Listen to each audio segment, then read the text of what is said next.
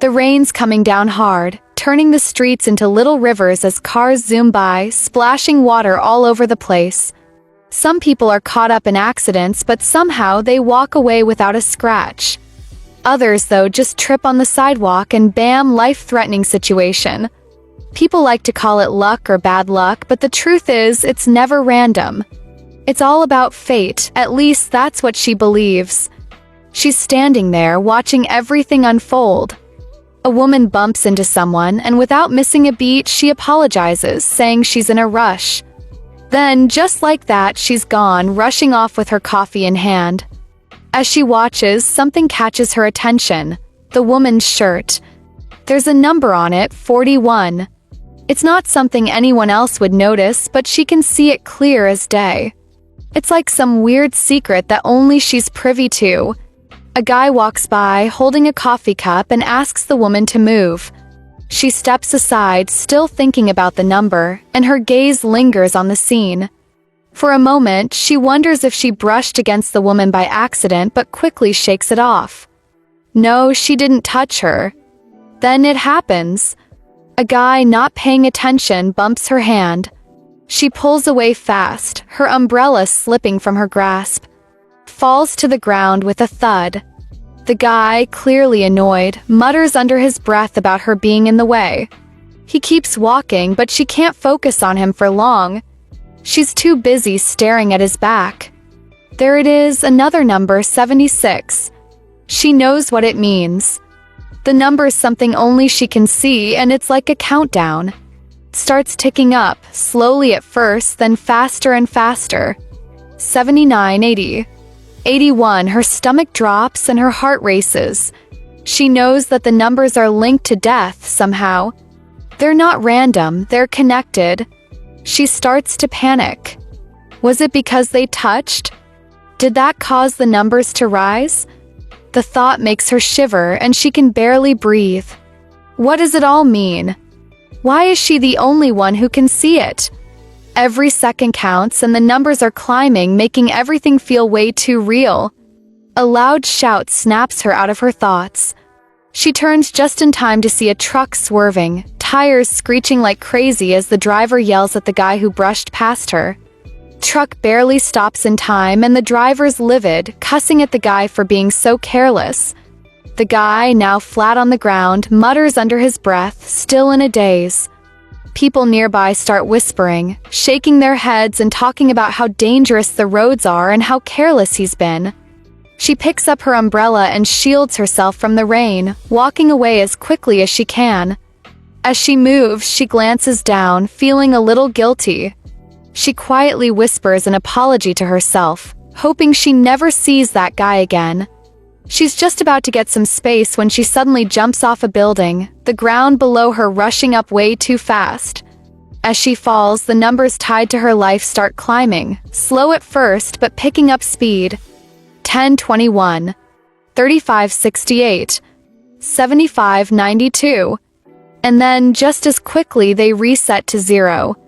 She gasps and opens her eyes, now standing on top of the building, her fists clenched tight. She's still reeling from the shock of it all, thinking about the nightmare that is her life. She can change the fate of others, but hers? Totally out of her control. She tries to focus, scribbling something in her tiny journal, but a voice interrupts her. She freezes mid-sentence, her heart racing. The voice calls out again, and she spins around to see a man. He's not walking, but floating down from the sky. Panic grips her. She takes a step back, feeling the edge of the rooftop at her heels. She wants to scream at him to stay away, to not make the same mistake as the guy earlier. But before she can get the words out, he ignores her, steps forward and grabs her hand. She stares at him, and that's when she sees it. There's no number on him. None. She's speechless, caught off guard, and she blurts out, "Who are you?" He looks at her with cold eyes and simply says, "I'm a Grim Reaper." Her blood runs cold. She's frozen in place, trying to process what he just said. And then, without warning, he pulls out a weapon and stabs her right in the stomach. Pain explodes through her body as he calmly says, "I'm here to help you die." She's wide-eyed, trying to catch her breath, and for a split second, she's hit with a memory of the moment when everything changed the day she met a Grim Reaper. The Grim Reaper stands there, looking at her like she's some kind of puzzle he's trying to figure out. He can hear the voice of death calling for her, loud and clear, and the numbers in his mind tell him there's a 99% chance she's about to kick the bucket. It's basically a done deal. With a calm, almost casual air, he announces the bad news like it's just part of the job. Every Grim Reaper has their own special sword, used to complete the whole guiding spirits to the afterlife thing. It's how it's always done. He's ready to do his thing. Without hesitation, he takes his sword and jabs it right into her stomach. It's almost surgical the way he does it. He steps back, watching her stumble, expecting the process to unfold as usual. But then something totally unexpected happens. The sword vanishes. Just disappears. What? He stares at the spot where it should have been, baffled. He blinks a few times, trying to process what just happened. Where did it go? He mutters under his breath, almost to himself, wondering if it's some weird trick. Could she have somehow swallowed it? He shakes his head. That doesn't make any sense, does it? But then again, he can't entirely rule it out. The whole thing is strange, and now he's feeling a little intrigued. As he looks back at her, something hits him. She's just an ordinary human. Weak. Fragile. She should be dead by now, but here she is, standing there, still breathing. And somehow she managed to absorb his sword. It's a weird combo of frustrating and fascinating, and he can't help but smirk. What's going on here? This isn't how it's supposed to work, but he's not exactly sure why that makes it so interesting. Just then, a door swings open and a woman steps in, calling out to the girl. Time to head back to class, she says, like it's no big deal. She's all about getting the girl back to her lessons, like there's no life or death drama unfolding right in front of her. Neither the girl nor the Grim Reaper even acknowledges the teacher. They're too caught up in this weird moment. The Grim Reaper, though, doesn't miss a beat. He looks at the girl and explains that only she can see him. The teacher? Nope, completely blind to his existence. Ordinary humans don't see him. He's like a ghost, but a real one, and that's just how it is.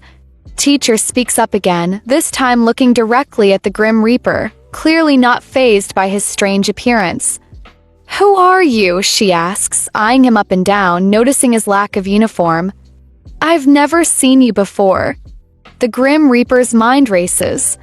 What's going on here? He's confused, especially since he's pretty sure this teacher isn't supposed to see him at all. And then, to make matters worse, his sword is still missing. Could that be connected to all this? The teacher isn't letting up, though. She keeps asking questions, trying to figure out which class he belongs to. At this point, he's just about had enough. He raises his hand, ready to use his power to make her vanish, just like he's done countless times before. But when he tries to use his abilities, nothing happens. He freezes, realizing that whatever's going on, his powers are failing him. And then, out of nowhere, a sharp pain hits him, something he's never felt before. It's like a jolt of electricity coursing through his body. He pauses, trying to make sense of it all. Everything's off. Something has shifted, and he can't put his finger on it. The girl looks at him, her voice full of concern, asking if he's okay. It's a question he never expected to hear, but he doesn't answer right away. Instead, he decides it's time to leave. He moves closer to her, smiling in that eerie way of his. I'll be back for my sword, he says, his voice oddly calm before he vanishes. The moment he disappears, the girl tries to stop him, but it's too late. He's already gone. She stands there for a moment, processing what just happened. He promised to return, and something about that felt real, like he actually would. The teacher's voice interrupts her thoughts. Get back to class, she says, sounding a little too normal for the situation. Don't go wandering around up here alone. The girl nods, still a little shaken, and follows her teacher back inside. The teacher reminds her of the importance of self-study, like it's just another ordinary day, but the girl's mind is elsewhere. Something doesn't sit right with her, so she asks, "Did someone else just come up here?" Teacher looks at her, confused. "What are you talking about? You've been alone." The girl's heart skips a beat. There's no way she's imagining this. The Grim Reaper's words echo in her head, and everything he said clicks into place. He was right. She wasn't the only one who could see him. As they walk back to class, she can't shake the feeling that something's coming. That promise he made, that he'd be back for his sword. She prepares herself for whatever's next. Far away in the Reaper's realm, Zoya the Grim Reaper approaches his father, the one known as Majesty. He asks for permission to stay on Earth for 6 months. His father raises an eyebrow, curious. "Why?"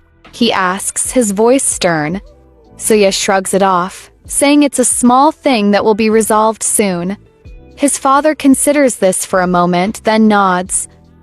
"Fine," he says, "but handle it quietly. Don't come running to me with small matters." Zoya bows his head in respect and leaves, grateful for the green light. Back on Earth, in a classroom, a group of students is goofing around. One of them is struggling to reach something high up, so he borrows a chair from another student. The others tease him as he climbs, laughing and making jokes about how clumsy he is.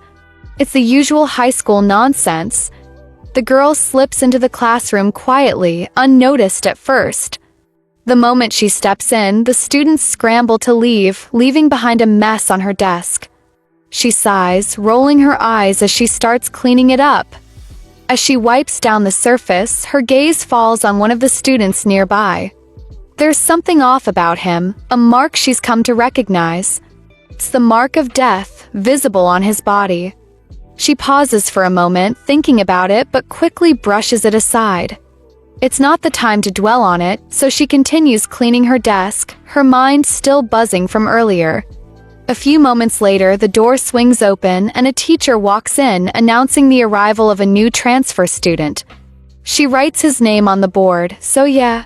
The name doesn't ring any bells, but that doesn't matter because the moment he walks in, everyone's eyes are on him. He's tall, handsome, and moves with this quiet confidence that catches the attention of almost every girl in the room. A chorus of whispers fills the air as they gossip about how good-looking he is and how they wish he'd sit with them. Our female lead ignores all of it. He walks through the classroom, his gaze never shifting from his goal. When he reaches her desk, he stops. He looks at her directly, his eyes locking with hers.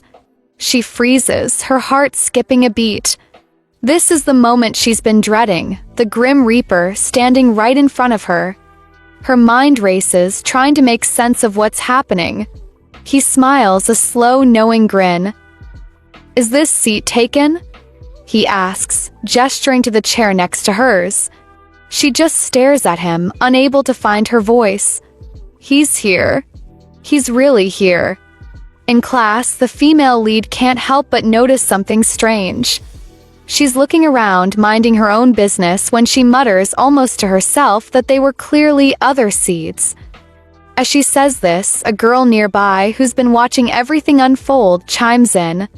"That's weird," she says, eyes flicking between the female lead and Zoya. "Do you guys know each other or something?"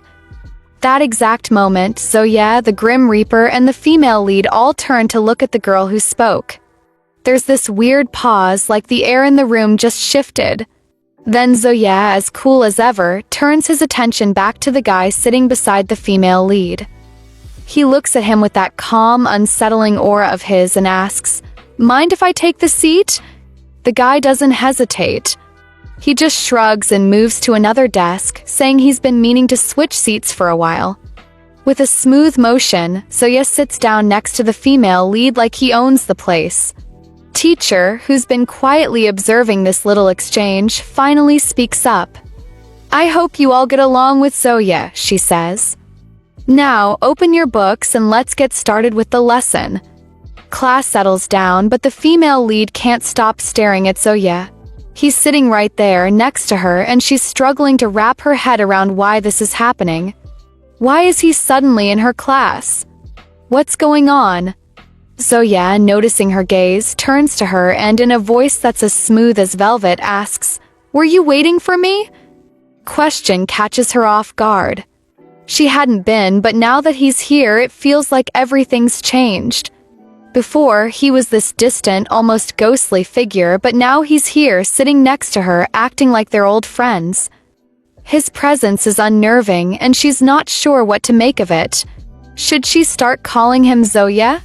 She can't decide. Class drags on, and she notices a group of girls huddling together, all whispering and sneaking glances at Zoya. They can't keep their eyes off him. One of them finally works up the courage to speak up, asking, "Is your name really Zoya?" Another girl adds, "Why do you insist on sitting next to her? Do you two know each other or something?" Zoya glances at the girls, then looks back at the female lead. His expression is unreadable, but his response is sharp. "You're all too noisy," he says, his tone dismissive. The girls are clearly taken aback, one of them looking shocked at his bluntness.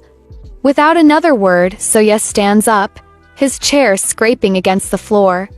He completely ignores the group of girls, walking away like they don't even exist. But before he goes too far, he pauses for a moment. He turns his head, glances back at the female lead from the corner of his eye, and asks, "Why are you still sitting there, all dazed?" It's a strange question, and for a second, she doesn't know how to respond. It feels like he's almost challenging her, testing her. And she realizes she's not sure where this whole thing is going. But whatever happens, things are definitely about to get a lot more interesting. Zoya's comment throws the whole classroom into a frenzy. Students start whispering, leaning in to gossip, trying to figure out what's going on between him and the female lead. Some are speculating if they know each other, while others are just confused by the whole thing. One girl comments on how strange it is for her to have any friends, especially with the way she is. Another adds that she's always been a loner, never really fitting in with anyone. Despite all the murmurs, Zoya ignores them and walks back to the female lead, who stands up so suddenly that it catches everyone's attention. She tells him to go ahead, as if it's no big deal, but this only makes the students more curious. One of them even remarks how surprising it is to see her act like that since in the past she's always been the one to push people away. They mention the time when she rejected help before anyone even had a chance to touch her. Zoya doesn't seem to care about the gossip. He rubs his head in frustration, thinking about how much he has to deal with because of some ordinary human. He sighs and tells her she should already know how different he is from humans.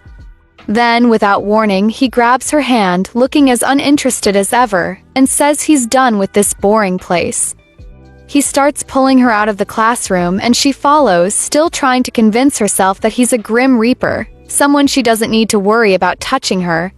It's a weird comfort, but it helps calm her nerves.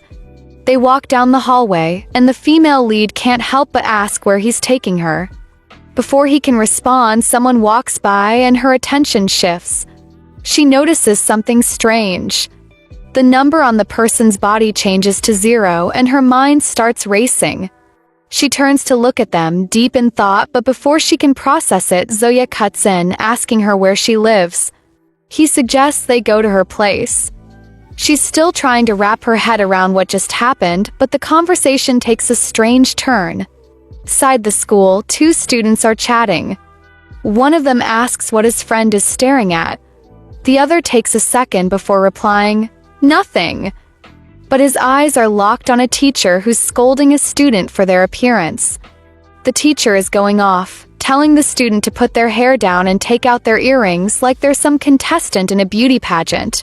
It's a weird, random scene, but it's just another little oddity in the strange day the female lead is having.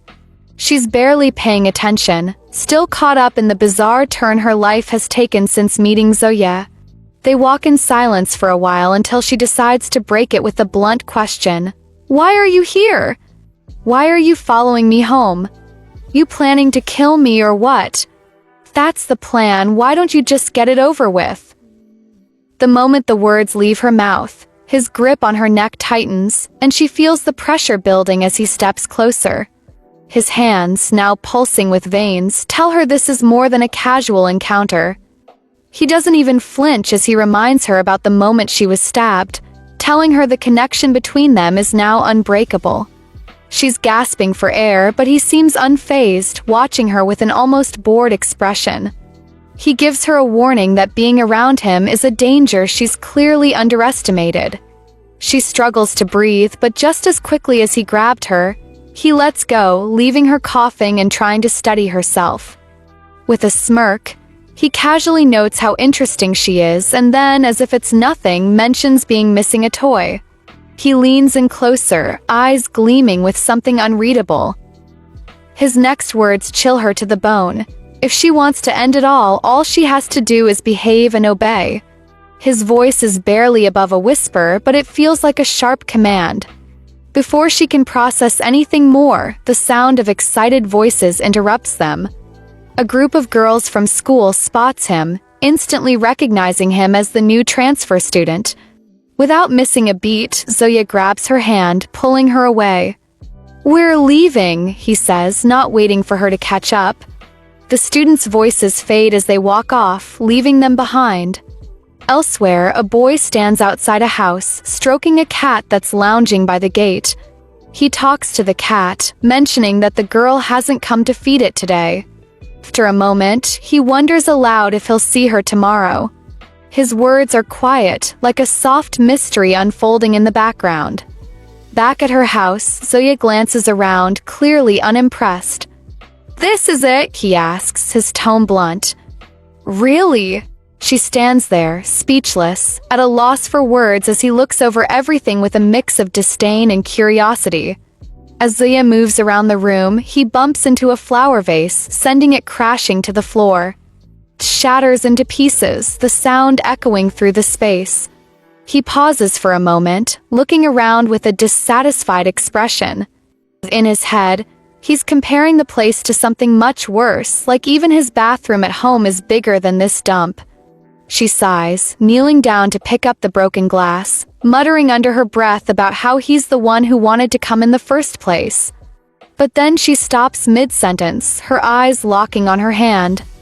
One of the shards had sliced her skin open, and now blood is slowly dripping out. She stares at it, confused. This wasn't supposed to happen. Normally, her wounds heal on their own, but not this time.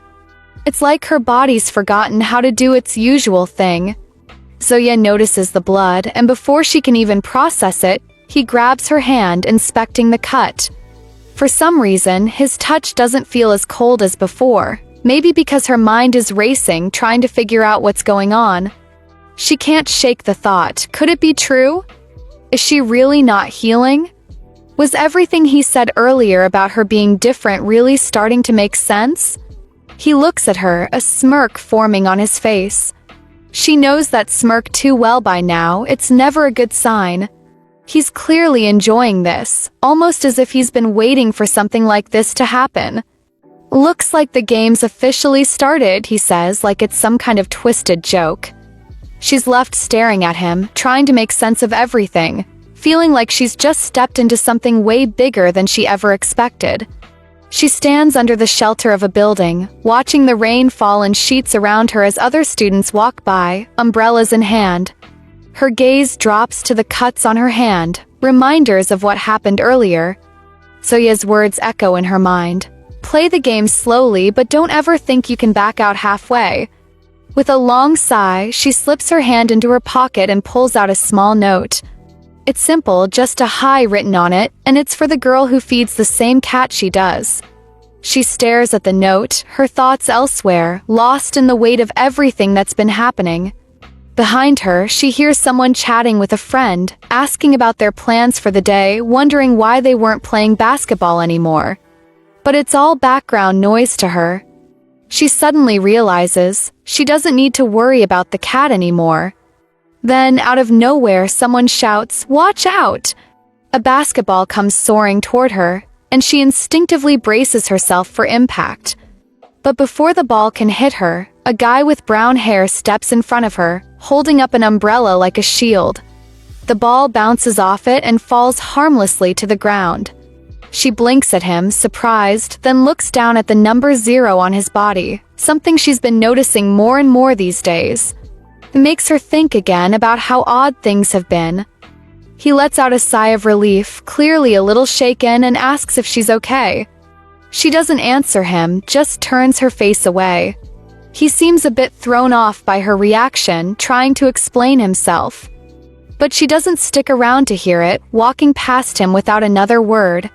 She's not sure why, but the note she was holding is suddenly crumpled and tossed into the nearest trash bin. He watches her, clearly shocked by the way she's just walked away from him. But she doesn't stop there. She circles back around to the spot where she had been standing before.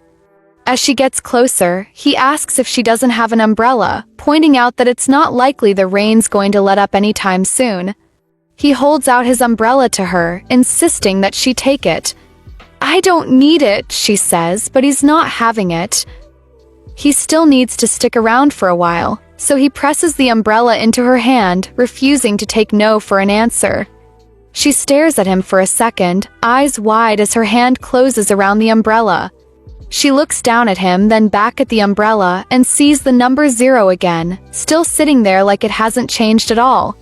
He smiles at her, but she's too confused to smile back. What's going on here? Out of nowhere, she drops the umbrella to the ground with a sharp thud. She turns to face him, her eyes fiery, and says in a tone that leaves no room for argument, "Don't touch me." Without waiting for a response, she walks off, her steps quick and determined, leaving him standing there, staring after her. He's completely thrown off, not sure what just happened. This wasn't at all how he pictured their interaction going. He expected something, maybe a little awkwardness or even a brief exchange, but not this. She's different, way fiercer than he ever imagined. His mind is racing, trying to make sense of it all. He watches her walk away, utterly confused, unsure of whether he should follow or just let her be. He's not sure what she wants, but it's clear that whatever game she's playing, he's not in control of it. Not by a long shot. A week later, 2 guys are walking down the hall, each juggling a metal plate in their hands. One of them sighs, clearly exhausted. "Man, it feels like we'll never catch up with all this work," he mutters. The other guy gives a little chuckle, trying to lighten the mood. "Well, since we've been working our butts off, we deserve a nice meal tonight, don't we?"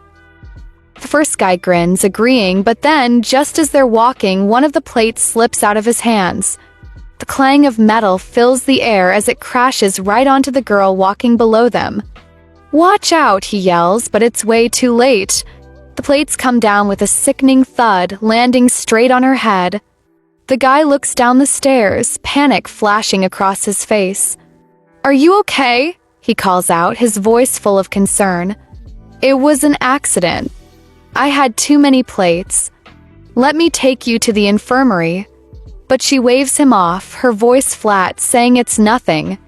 As she walks away, she can't shake the feeling that things have been way too dangerous for the past week. The injuries, the constant pain, they won't go away. And still, she hasn't figured out how to end it all. The guy who dropped the plates doesn't seem convinced, calling after her. "Hey, you don't look too good. You should really get that injury bandaged. Go to the infirmary." But she doesn't reply. Her mind's too preoccupied with the constant ache in her body. She wonders if the Grim Reaper is behind it all, sending her these injuries that won't heal. She stumbles down the staircase, feeling every step like it's a struggle, while Zoya, the Grim Reaper, watches her from behind. Later, she's carrying a box through the hallway, her steps unsteady. 2 girls see her, one of them calling out, "Just drop the box wherever you can."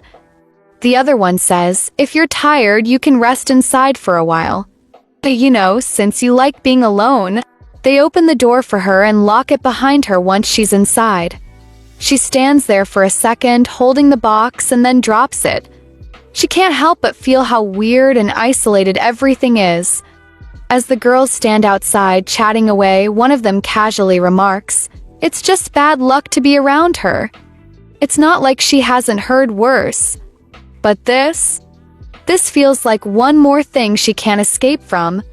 Every time she talked to someone, it felt like a weight was on her chest. Like she was suffocating, somehow spreading her bad luck onto everyone around her. Sitting alone in the room, her hand pressed to her head, she felt dizzy, like the world was spinning around her. She couldn't shake the thought that she was nothing but bad luck, that anyone who stuck around her was bound to get hurt in one way or another. She winced, wondering if her injury had reopened. But she didn't know that on the other side of the door, Zoya was standing there, just watching her quietly. He couldn't help but think to himself that, even though she was hurt, she hadn't complained once about the pain. Not a word. Not a single sound of discomfort. Meanwhile, out in the hallway, Liu was messing around, spinning a ball in his hands like it was the most natural thing in the world. A voice from behind told him to stop, warning him that he was going to spin the ball into the 8th bear. Liu waved it off. "Just a little longer," he said, not really paying attention. He kept spinning the ball, the rhythm soothing him, when suddenly he overheard a couple of girls gossiping nearby. One of them was talking about the girl he'd seen earlier, the one who always seemed so distant. "She rejected Liu right at the entrance," one of them said. "She deserves a lesson." Liu's ears perked up, but then the other girl's voice turned serious, like something was off. "Hey, she's bleeding. Do you think something's going to happen to her?" That caught his attention. He dropped the ball and it bounced off, rolling away unnoticed. The second girl noticed him standing there and called out, "Liu?" Back at the storeroom where our female lead was locked inside, Liu's heart started racing. He was sure she was in there. Without another thought, he rushed over to the door and started banging on it, calling out to see if anyone was inside. His hands thudded against the wood with a sense of urgency. But just as he kept knocking, a hand grabbed his wrist from behind. Zoya, his face expressionless, told him to stop.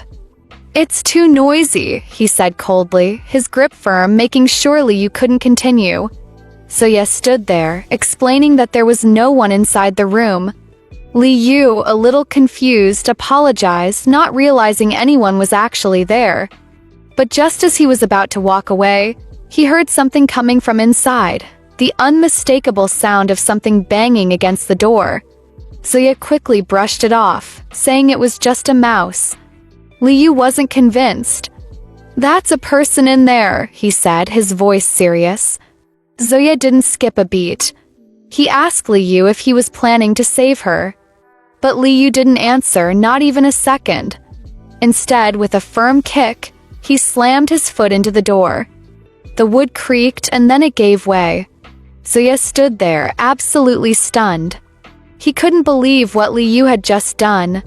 He didn't think anyone had the guts to just kick down a door like that. Inside, Liu quickly scanned the room. There on the floor was our female lead, unconscious, blood trickling down from her head. His heart skipped a beat. "Are you okay?" he asked, his voice full of panic. Slowly, she stirred, barely able to focus, her vision blurry. In that brief moment, she thought, why? It's him again, she could barely make out his face, but he was leaning over her, asking if she could hear him. The world around her was slipping away again. As she faded back into unconsciousness, the thought came to her. Number 0, right before she completely lost consciousness, she caught a glimpse of Zoya standing there. She barely managed to whisper his name. Liu, still in a panic, quickly knelt beside her. "Thank you," he said, already thinking about rushing her to the infirmary. But before he could lift her, Zoya stepped forward, his grip firm on Liu's hand. "Let me," Zoya said, his voice cold but calm. Without waiting for a response, Zoya gently scooped her up in his arms, cradling her carefully. "I'll take her to the infirmary," he stated, his words final. A man kneels, desperately begging for his life, his voice cracking as he pleads for mercy. The figure standing before him doesn't flinch, offering no words or emotions, just silence. The man's pleas echo in the empty space, but the figure's mind drifts. He's heard this all before, the desperate cries, the frantic begging. It's all too familiar. Humans, when faced with death, become something else. Some beg for mercy, some curse, others try to run, but it doesn't matter. Once they see him, it's all over. Their fate is sealed. Somewhere else, she wakes up. Her eyes flutter open, the sharp pain in her head making her wince. She sits up slowly, her hand instinctively going to her forehead. The throbbing pain makes it hard to think clearly, but she forces herself to look around. The room is unfamiliar, but there's a figure sitting at the far end, unmoving. A chill runs down her spine as she stares at him. She doesn't know if he's awake or asleep, but something about his stillness makes her hesitate. She rises carefully, trying not to make a sound, her legs shaky as she heads toward the window. As her fingers curl around the edge of the sill, her thoughts rush in, a million questions filling her mind. Where is she?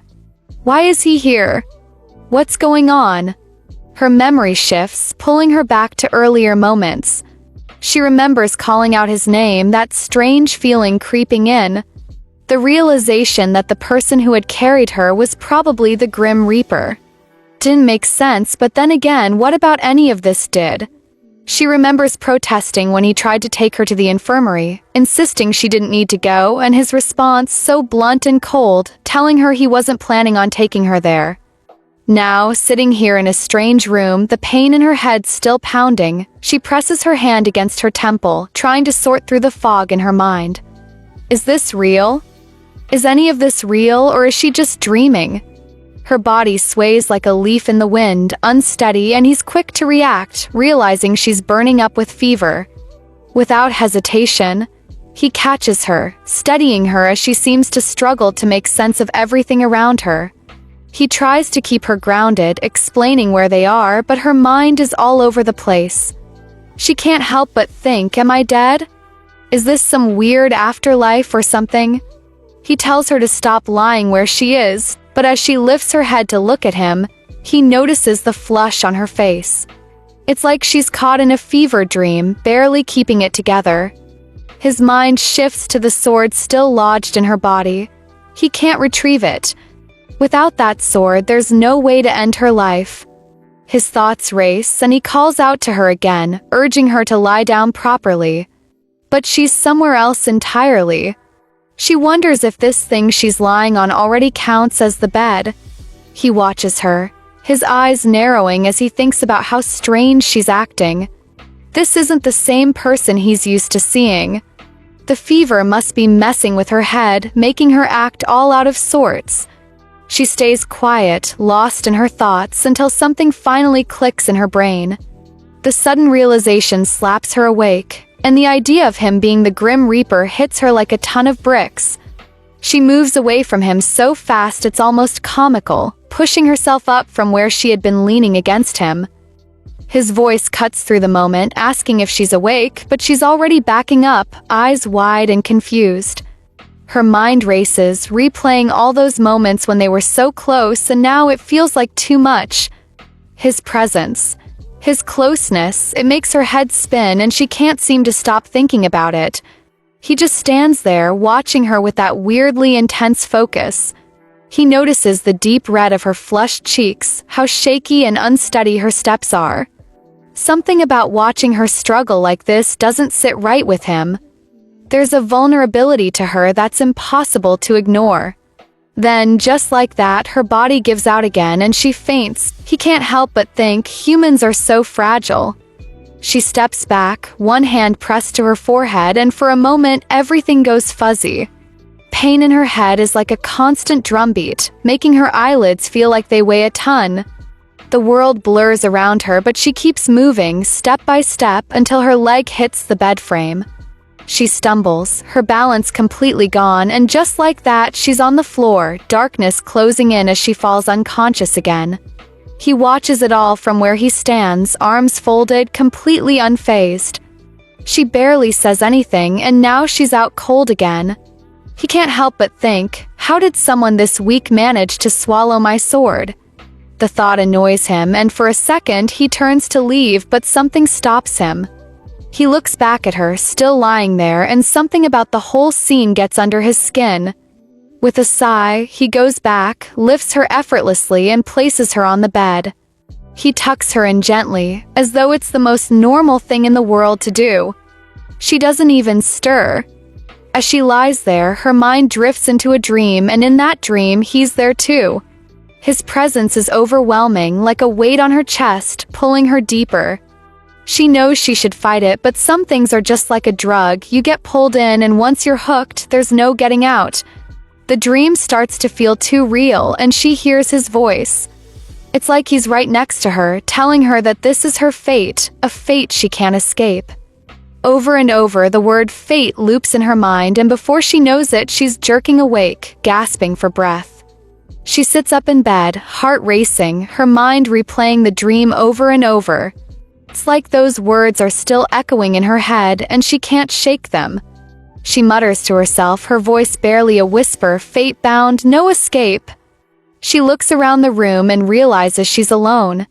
The bed is empty, and she feels disoriented, her thoughts swirling like a storm. When she peeks outside, she spots him sitting at the table, eating. She stops, frozen for a moment, watching him. Her mind is still tangled in the dream, and she can't help but question if any of it was real. The idea of a grim reaper facing death herself seems ridiculous. Is she really stuck in some twisted fate? A loud clang breaks the silence, cutting through her thoughts. The sound of metal clashing against the table pulls her back to the present. He suddenly speaks, his voice sharp, questioning the food in front of him and then turning his attention to her, asking why she's there. It's clear he knows she's been standing there, watching.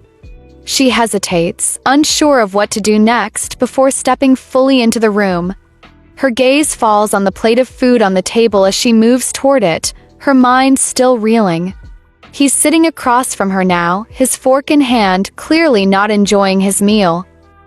He mutters about how it's impossible to swallow such bland food, but she barely hears him.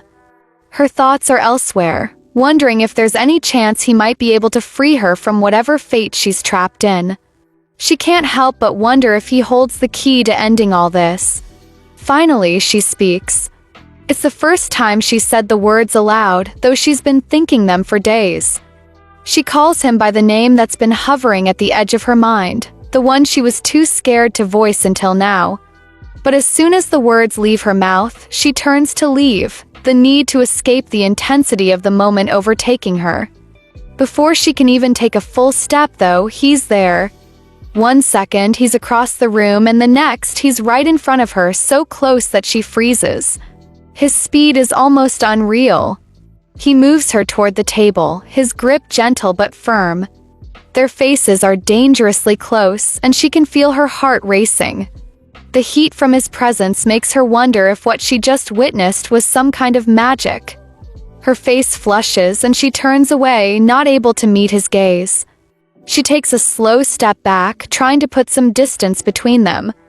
But no matter how much space she tries to create, he stays right behind her, his presence looming. She feels his gaze on her as she glances down at the plate in front of her. She's not hungry, and when she quietly refuses the food, he doesn't respond at first. Then, without warning, he suddenly drops the plate onto the floor, the sound of it crashing startling her.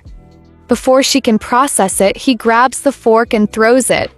It flies past her face with barely an inch to spare, lodging itself into the wall behind her. She stands frozen, eyes wide, her heart racing from the sudden move. He doesn't even look at her. He just flips the knife in his hand, turning it between his fingers, deep in thought. Finally, he speaks, his voice sharp. He doesn't mince words. He points out that while she clearly isn't afraid of dying, she seems to be terrified of something else, physical contact. She flinches slightly at his words, realizing there's truth in them.